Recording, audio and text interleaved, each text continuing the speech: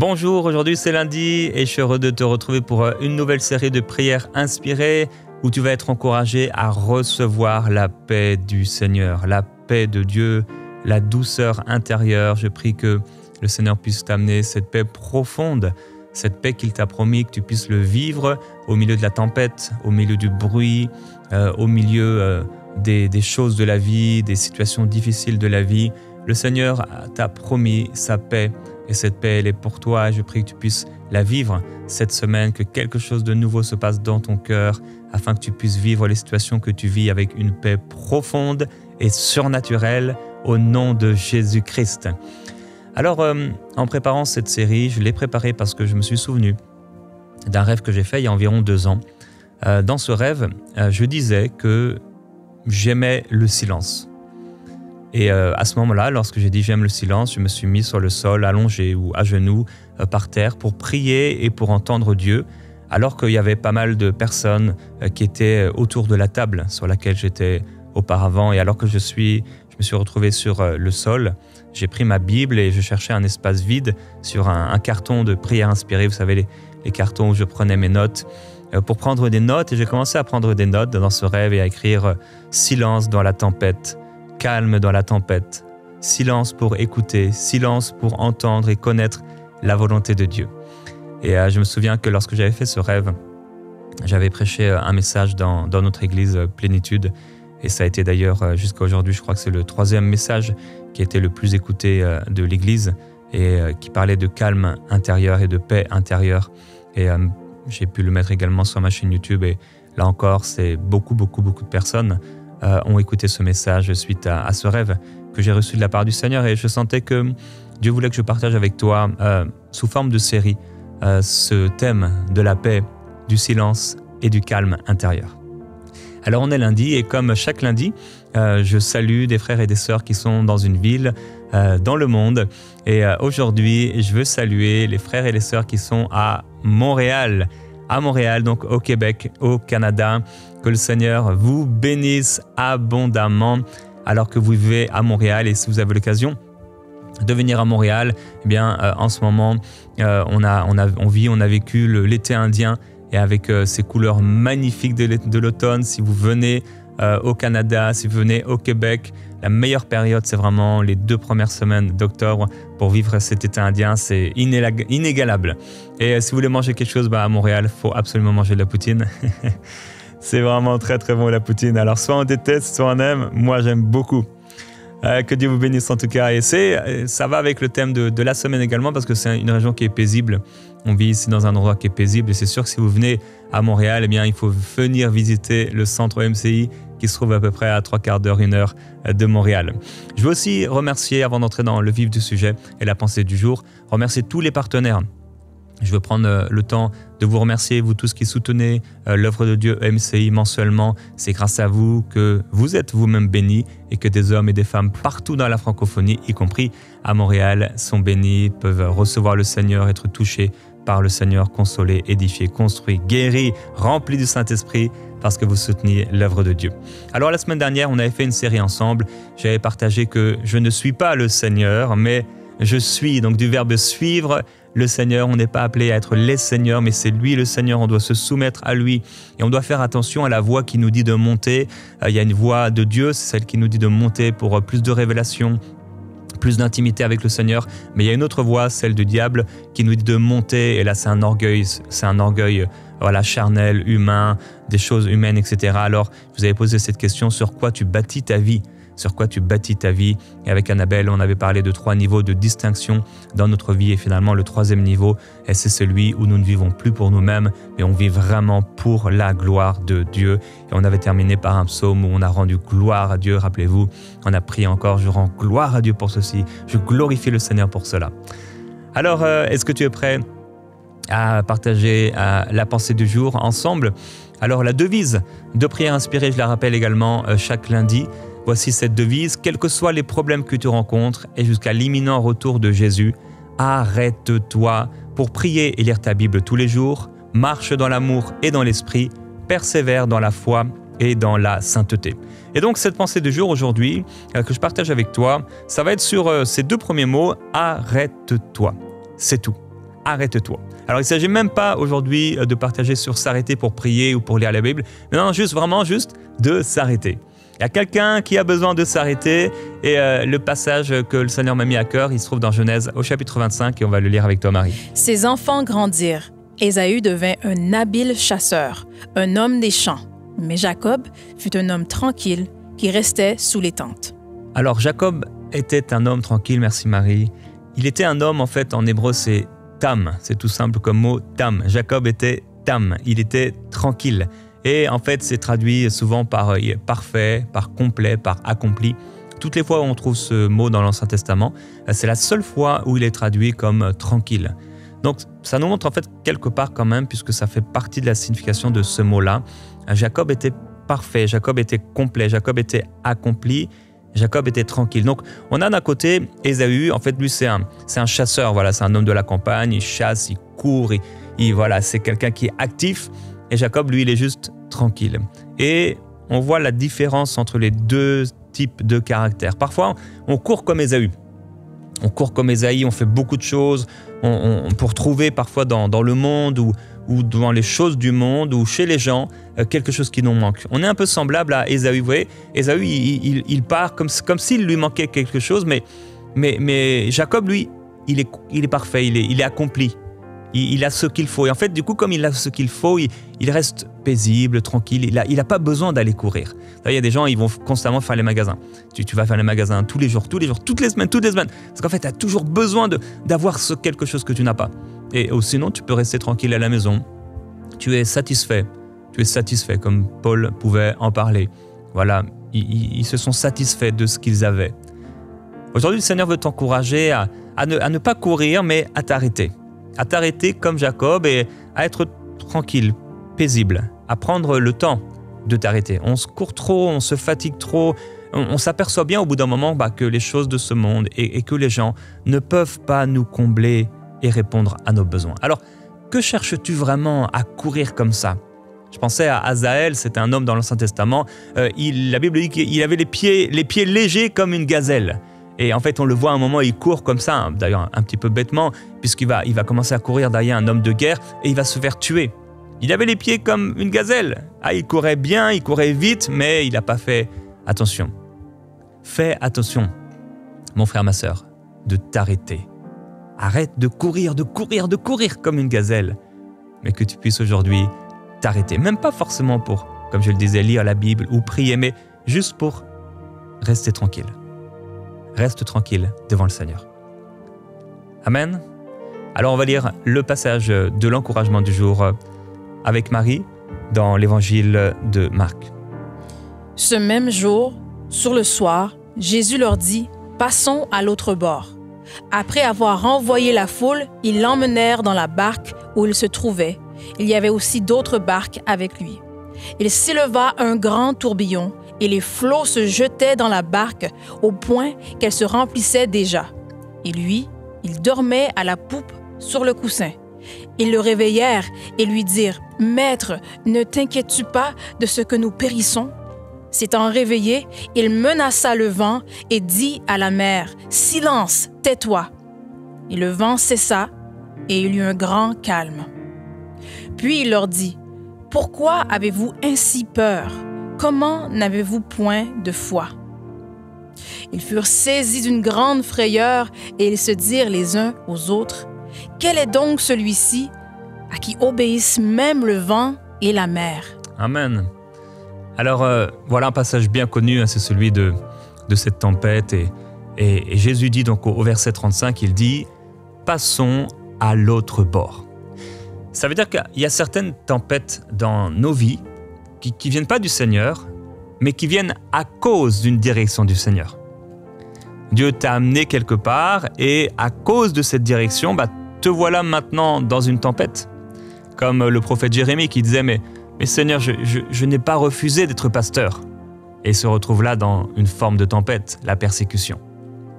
Donc il y a des tempêtes dans nos vies qui viennent parce qu'on a obéi au Seigneur. Ce n'est pas Dieu qui les envoie, mais parce qu'il nous a parlé et nous a dit d'avancer, on se retrouve dans la tempête.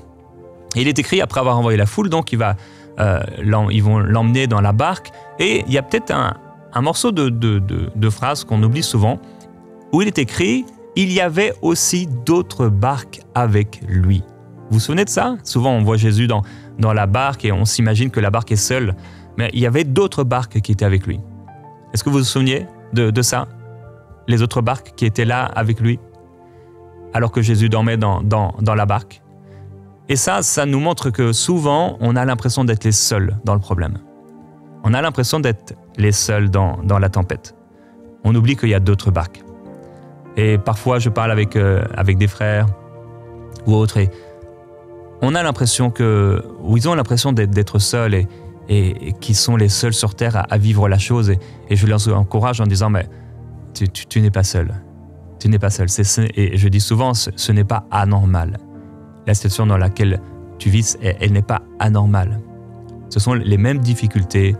Pierre en parlera. La fournaise qui sévit au milieu de nous. Et donc, alors qu'ils sont là avec plusieurs barques, il est écrit qu'il va s'élever un grand tourbillon. En fait, en grec, c'est vraiment deux mots. L'élaps anémos. C'est deux mots qui, chacun, veut dire tempête et tourbillon, mais jamais ces mots ne sont utilisés pour parler d'une simple tempête. C'est vraiment utilisé pour parler plus qu'une rafale, c'est un vent qui fracasse tout, une tempête qui brise tout, avec de gros nuages noirs, d'orage, une très très forte, des flots de pluie, un vent qui renverse tout. Tout ça, vous pouvez le voir dans le mot strong.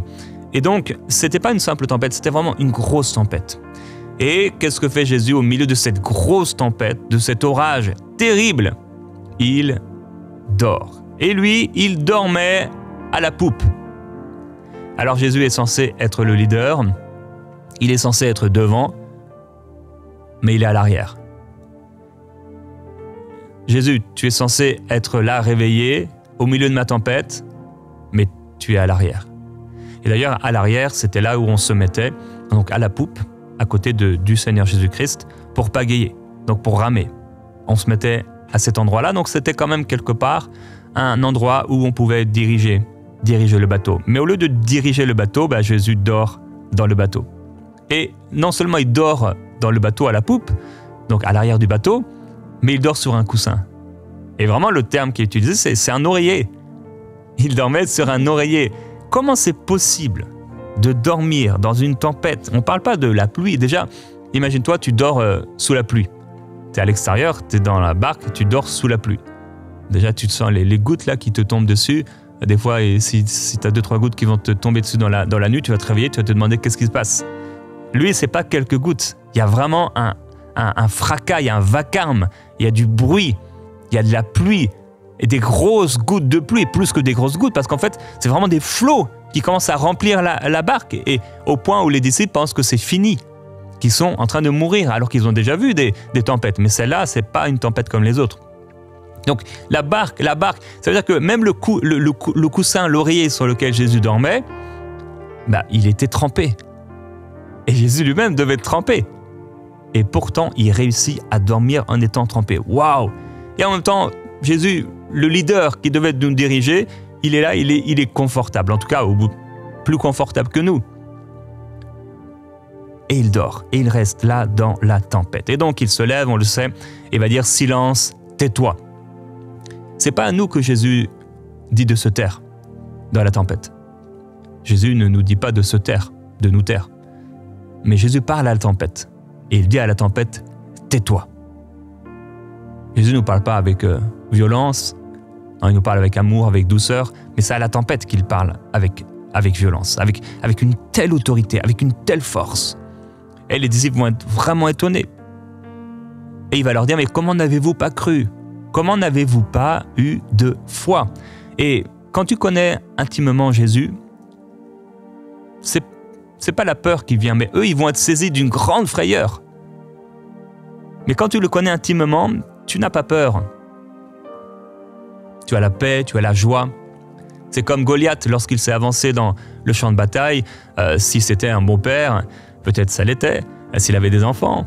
Et son fils, quand il s'est avancé sur le champ de bataille, son fils s'est pas écrié et apeuré et affolé. Il devait se dire « ça c'est mon père ». C'est le guerrier, c'est mon Père. Mais les disciples, là, ils ont eu peur en fait, en voyant l'autorité de Jésus, mais ils ont eu une frayeur parce que l'intimité n'était pas encore là, n'était pas encore à ce niveau-là. Alors Jésus fait taire la tempête, qu'elle soit intérieure ou extérieure. Et le Seigneur veut te dire aujourd'hui qu'il peut amener le calme au milieu de la tempête, de la même manière que Jésus dort dans la tempête. Tu peux dormir dans la tempête. De la même manière que Jésus est sur l'oreiller dans la tempête, alors que l'oreiller certainement est trempé. C'est évident qu'il est trempé. Et pourtant, il dort. Tu peux dormir, tu peux avoir un bon sommeil au milieu de la tempête. Tu peux garder la paix au milieu de la tempête. Alors, j'ai intitulé le titre de cette série « Douceur intérieure ». Il y a une forme de douceur intérieure que le Seigneur Jésus veut te faire expérimenter. Il veut te faire connaître cela. Je prie que tu puisses le vivre. Dans le psaume chapitre 107, on va lire avec toi, Marie, ce qui s'est passé avec Jésus, mais ça a été écrit bien avant, de manière prophétique. Ceux qui étaient descendus sur la mer dans des navires et qui travaillaient sur des grandes eaux, ceux-là virent les œuvres de l'Éternel et ses merveilles au milieu de l'abîme. Il dit, et il fit souffler la tempête qui souleva les flots de la mer. Ils montaient vers les cieux, ils descendaient dans l'abîme. Leurs âmes étaient éperdues en face du danger. Saisis de vertige, ils chancelaient comme un homme ivre, et toute leur habileté était anéantie.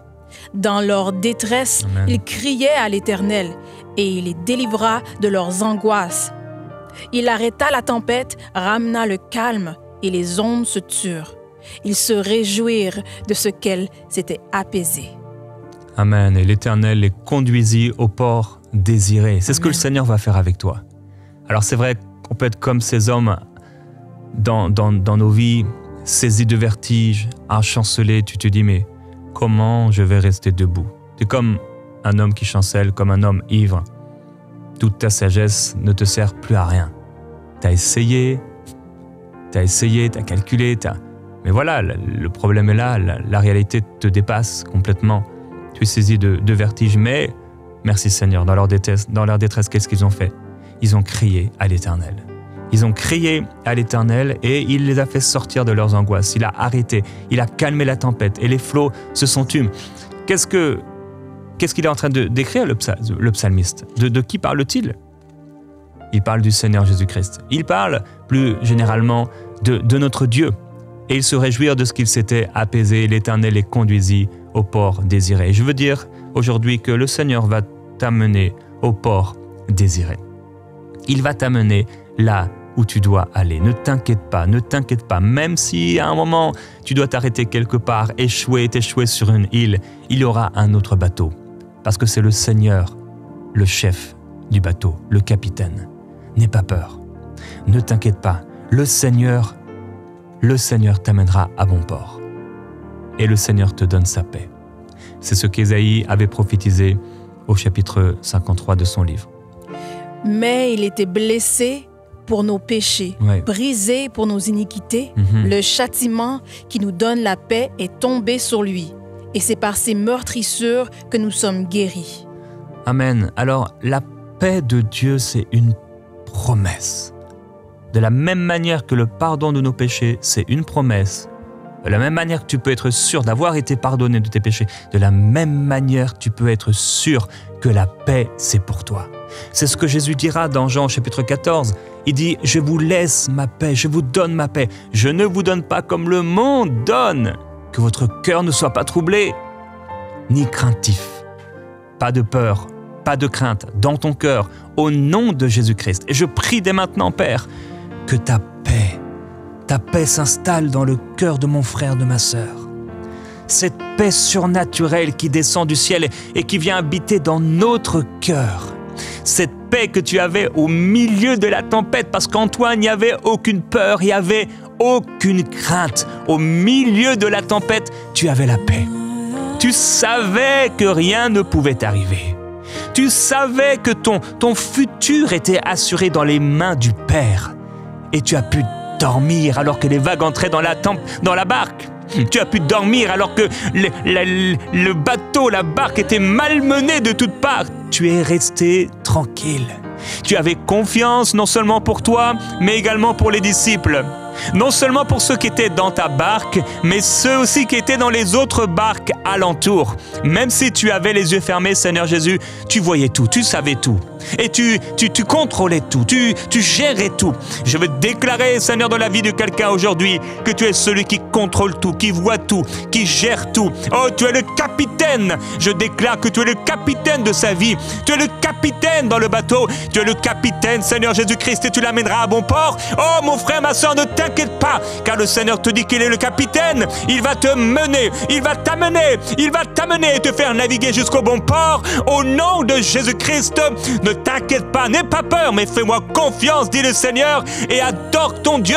Oui, au milieu des éclairs, le Seigneur Jésus-Christ a le nom au-dessus de tous les autres noms. Au sein des éclairs, nous savons que Jésus est là. Alléluia, et nous pouvons déclarer qu'il est saint. Nous pouvons chanter qu'il est saint. Nous pouvons proclamer qu'il est saint. Et alors que nous l'adorons, alors que nous glorifions, la paix du Seigneur descend dans notre cœur et vient briser toute oppression spirituelle.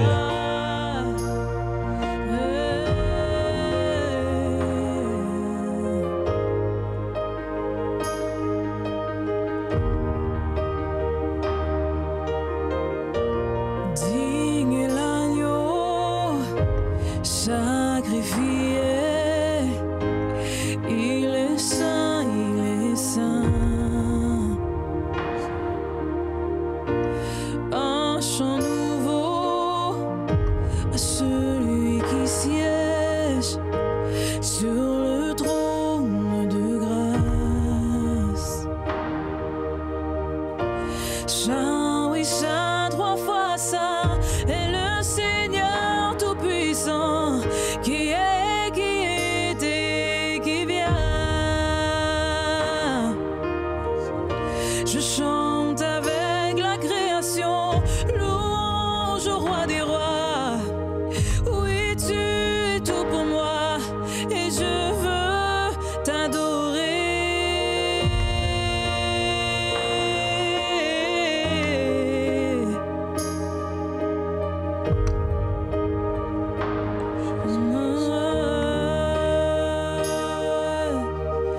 Vêtu de splendeur, d'éclat et d'ardeur, paré de lumière au sein des éclairs.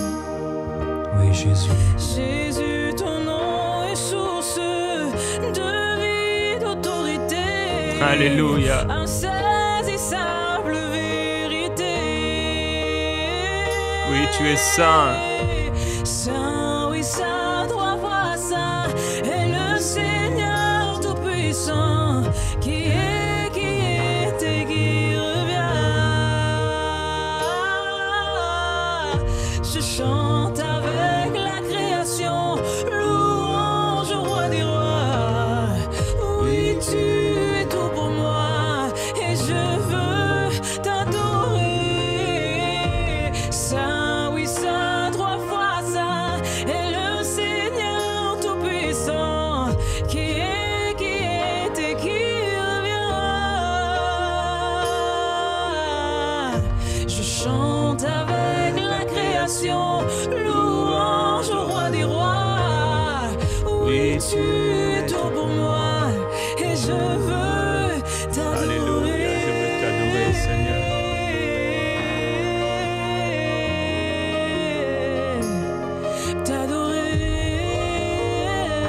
Tu es digne. Je veux t'adorer. Tu es digne, Seigneur. Je veux t'adorer. Déclare Tu es digne, qu'il est digne.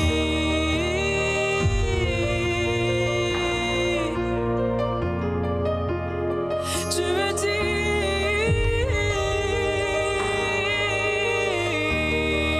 Digne est l'agneau sacrifié. Digne est l'agneau sacrifié.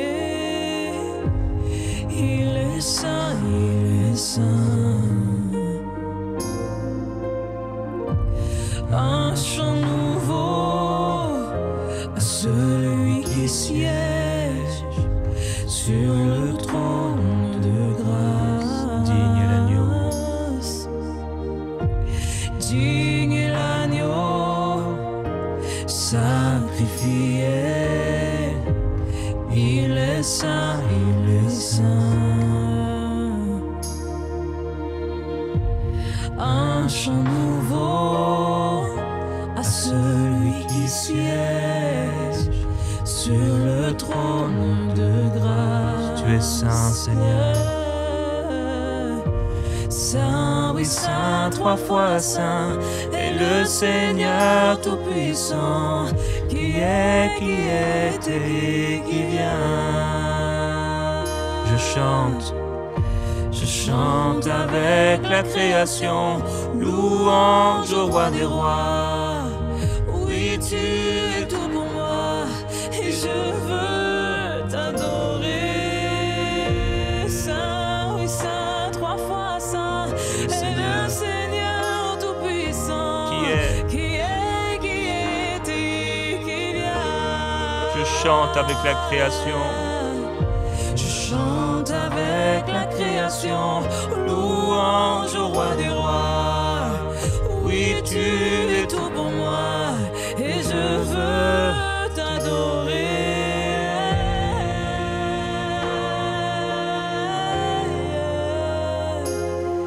Car tu dis,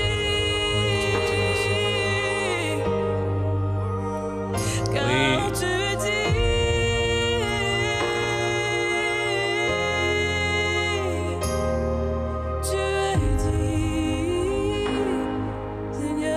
Au sein des éclairs, Seigneur, nous savons que nous pouvons dormir, car tu es le capitaine du bateau.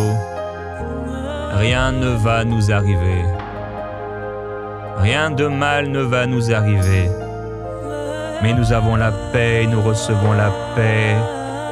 Et nous disons à la tempête de se calmer au nom de Jésus-Christ. J'ordonne maintenant à la tempête dans ta vie, au nom de Jésus-Christ, de se calmer par la puissance du Seigneur. J'ordonne à toute tempête, au nom de Jésus-Christ, de s'arrêter maintenant dans ta vie, au nom de Jésus-Christ. J'ordonne à tous les nuages de se retirer. J'ordonne à la tempête de s'arrêter. J'ordonne au bruit maintenant de s'arrêter, au flot de s'arrêter, au nom de Jésus-Christ. Tout flot d'orgueil, toute oppression spirituelle, quitte maintenant, au nom de Jésus-Christ. Nous proclamons la paix du Seigneur, le ciel bleu qui s'ouvre, le soleil qui illumine nos vies et les cœurs par le Saint-Esprit. Père, je te glorifie et je te loue. Je te remercie de ce que tu fais maintenant dans les cœurs. Oh, tu viens faire resplendir Jésus-Christ, notre soleil de justice. Tu viens faire resplendir Jésus dans nos cœurs, amenant la paix, une paix certaine, une paix complète. Au milieu de la tempête, nous ne comprenons pas tout, mais nous savons que toi tu comprends tout. Nous ne comprenons pas tout, mais nous savons que tu connais tout. Oh oui, nous ne connaissons pas tout, mais toi tu connais tout. Oh Jésus-Christ, tu es notre calme, tu es notre paix, tu es notre bouclier, tu es notre rocher, tu es notre refuge, tu es notre barque, tu es notre couverture. Tu es notre oreiller. Oui, Jésus, tu rends notre vie douce. Tu rends notre cœur doux. Merci pour la douceur intérieure du cœur par l'esprit. Merci pour la douceur de l'âme, Jésus. Oh, je reçois, dis-le avec moi, mon frère, ma sœur. Je reçois cette paix intérieure. Je reçois cette douceur intérieure. Je reçois la paix de Jésus-Christ et je vais la garder. Je la garde. Le Seigneur me l'a donnée. Il m'a donné sa paix et il la laisse dans mon cœur. J'ai la paix de Dieu. J'ai la paix avec Dieu et j'ai la paix en Dieu. Au milieu de cette tempête qui s'en va, la paix, elle, demeure dans mon cœur, quoi qu'il arrive, au nom de Jésus-Christ. Amen.